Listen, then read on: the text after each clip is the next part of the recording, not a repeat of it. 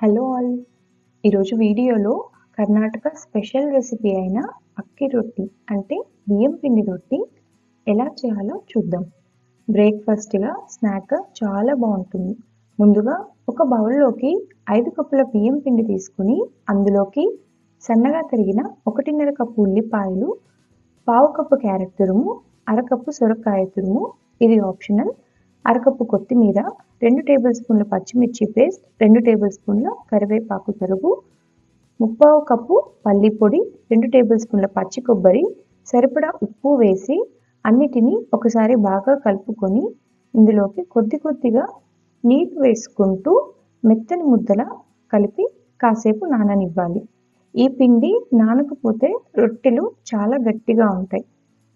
ఈ పిండిని కనీసం గంట నుంచి 2 గంటలు నానబెట్టుకోవాలి.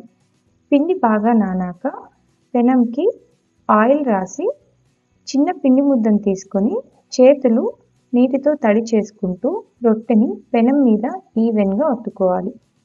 దీన్ని స్టవ్ మీద మూత పెట్టి కాల్చుకోవాలి. లో టు మీడియం ఫ్లేమ్‌లో కాల్చుకుంటే బాగా క్రిస్పీగా ఉంటుంది. ఇలా ఒకవైపు కాలాక ఆయిల్ రాసి మరోవైపుకు కూడా టర్న్ చేసి బాగా కాల్చుకొని తీసుకుంటే అక్కి రొట్టి రెడీ. ఇది అలాగే కూడా తినేయొచ్చు. ఇందులోకి ఎటువంటి చట్నీ కూడా అవసరం ఉండదు.